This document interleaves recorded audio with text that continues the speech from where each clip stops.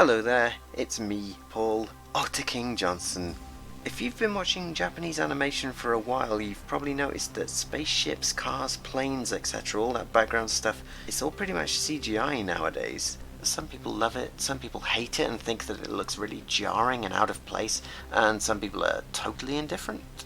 But some people, like me, old people, some people miss the good old days when spaceships and cars and planes were hand-drawn, by hand. They had a real charm to them, and it was really impressive to look at because you knew that the artists had slaved away for weeks drawing all the individual details and engines and pipes and all the metal plates and nuts and bolts and everything. But if 3D looks too out of place and hand-drawn stuff takes way too long to do, then what's the solution?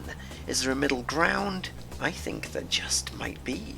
And if you look at some of my animations, you can see that I've been trying to kind of bridge the gap between the two. I've been trying the style out and trying to get the style down. I've spent the last week doing this clip here, this one that you can see here, and recording the whole process from start to finish. So if you fancy sticking around for about 10 minutes, I'll show you exactly what I did, step by step. So, we're doing a big spaceship scene, and the first step for me was to do the crappiest sketch that I could. Here it is. It's an absolute masterpiece, as you can see. I then opened up Cinema 4D, which is what I use for 3D modeling. It really doesn't matter what software you use. Then, using the sketch as a reference, I did a really basic 3D model.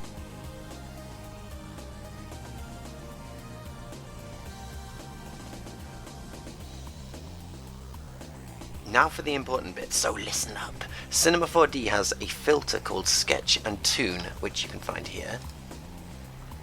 Effects, Sketch and Tune.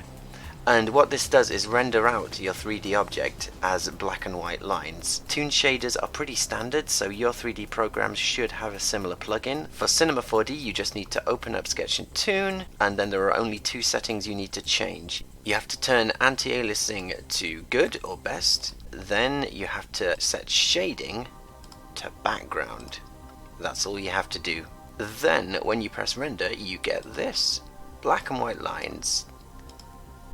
A quick important aside, this model is very simple, as you can see. The ships that I made for my R-Type film were very simple too, and also the ships that I made for my TIE Fighter film. The reason I make them simple is because I'm going to be detailing them by hand. If you make a really detailed model, like for instance this Star Destroyer here, look at that, beautifully detailed. As soon as you hit the Sketch and Tune filter, the 3D program will render out all of those tiny details, all of those thousands of little details out as lines. You'll end up with a mass of dense black lines that are absolutely no use to anyone, as you can see here. That's why I make my models really simple. You can always draw more detail in if you need it, but erasing this amount of unwanted lines, imagine erasing this. I would not wish that on my worst enemy. Anyway, next step. I moved the camera to get a nice dynamic flight past shot of the spaceship like this. Then I hit the render button and rendered this entire animation out as black and white lines. Once it was rendered, I saved the result as a MOV file and simply dragged it over into my animation software. I use TV Paint, but again it shouldn't really matter too much what animation software you're using, as long as you're able to get a 3D model out of your 3D program as lines and into your 2D software. That's all you need. It looks okay, as you can see, so it's time to color it. I'm going to be shading it 80s style with 4 tones of shading, basically this kind of thing here that you can see. But for a start we need to get the base color in. To do that, I just made a new layer underneath my lines. I filled it with my base color, and then I erased the bits outside the ship that I didn't need using the fill tool set to erase. Before I started shading, I wanted to get the background in there, so I painted a huge space scene in Photoshop. I wanted to match the background movement to the camera movement, so I made a skybox. Making a skybox in Cinema 4D is really easy, and here's how. Drag the background space image in, go to Light Object menu, click Sky, and it'll make a skybox for you up there. Then you just drag your image into the skybox. Now whenever you move a ship or a camera or whatever around, the sky will always be in the right position, as you can see here when we pan the ship around. So now I want to get my sky into TV Paint, so I turned off the ship, I rendered out the sky only, and then dragged it into TV Paint just like before. Then I moved it down so it's underneath all my other layers, and there you go, it matches perfectly. Next up I had to just fill in all the black areas of the ship, bits like spaces between engines etc, and with that out of the way I could then start shading it. Here's the palette that I used, take a look. We already have the base colour in, so now I had to slap the shade on. As you can see, I'm just drawing lines carefully and then filling in areas with the fill tool. This took hours to do, so I've sped the process up for you.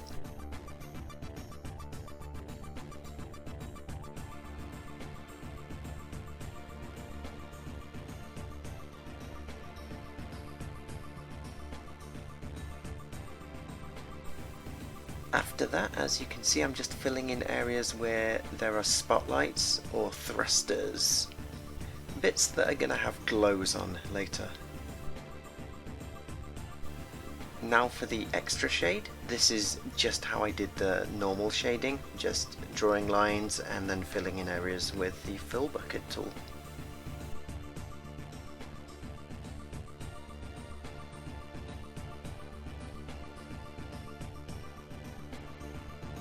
Here's where it gets kind of interesting. You know how I said that my models were really simple and I would hand detail them?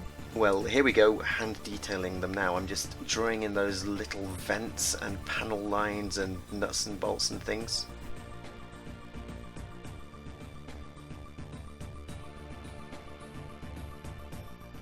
And once I had a whole frame of those drawn in, I would then go back and forward through the frames, just animating them basically.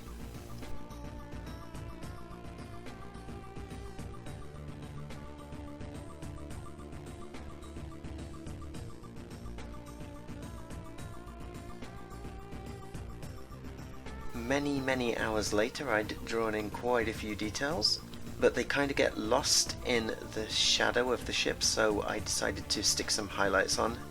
The line tool comes in very useful for this. But yeah, those highlights really bring out the areas of detail.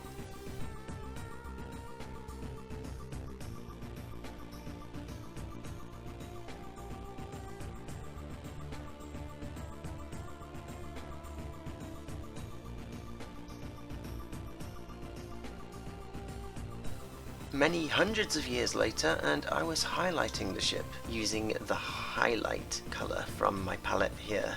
Exactly the same as shading, you know, just draw the lines and then fill in the bits with the highlight color.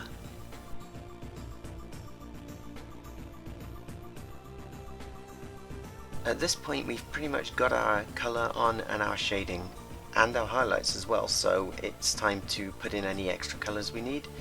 There were some yellow bits on the ship, so here you can see me filling those in. Now for quite a tricky bit, which is putting on all the running lights, the spotlights, all those like tiny little, you know, pin lights that go on the ship. You may have noticed that this bit takes quite a while.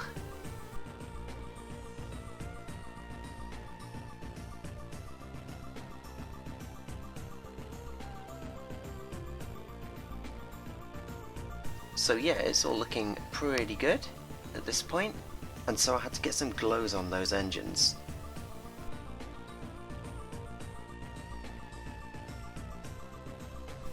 Normally I would just stick a blue glow on there, but if you have a look at this shot from Macross, you can see that they're going one further and they've actually got blue glow and then they've got a yellow glow inside, so I thought I'd try something similar here.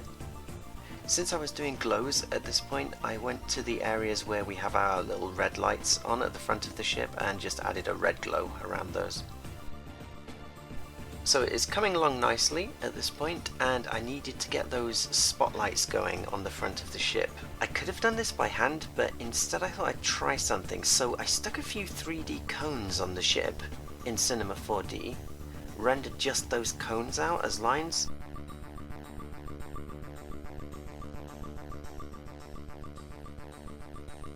and then just filled them with yellow. Turn the opacity down a bit and there you go, spotlights. Spotlights! turned out okay in the end. At this point I'm just adding some highlights onto any of the yellow bits on the ship, like this little mining vehicle that's parked on top.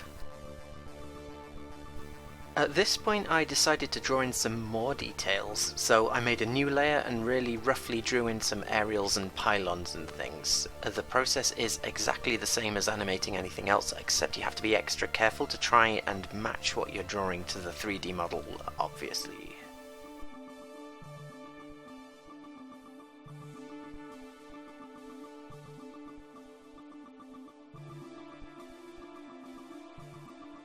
When I was happy with that, I inked over it like so.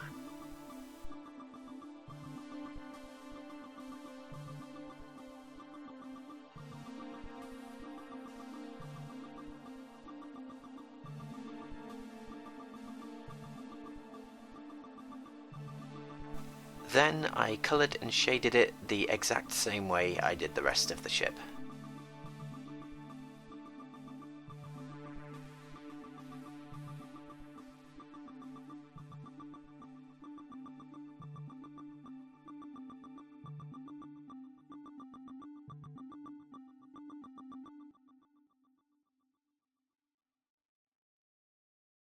Next, I wanted to draw a lens flare like this one in Akira here to go on one of the floodlights on the front of the ship, so I sketched that out roughly in blue and then went over it in yellow, adding detail and cleaning it up.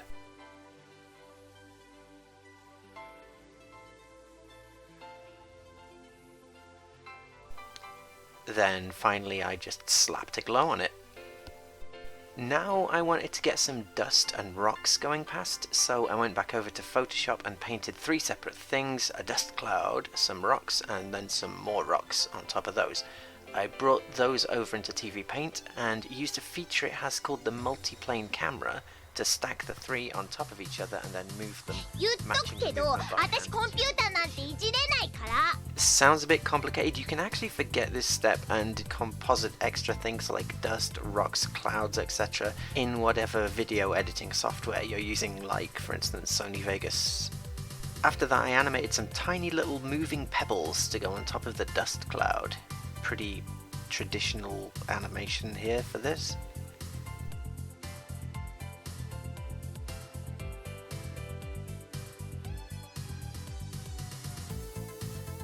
Then I dropped some colour into them.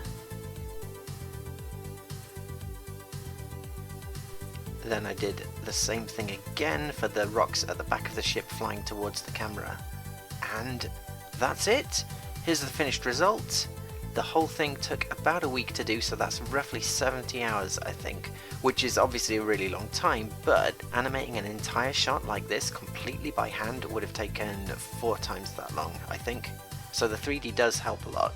I'm not gonna lie, it does still look quite fake and digital, if you know what I mean. Everything looks super sharp, so in the future I think I'm maybe gonna experiment with some kind of filters to simulate dust and scratches on old school cells, if I can figure that kind of thing out. Basically I want to get my ships looking like the 1984 Macross movie, essentially. That's the final end goal.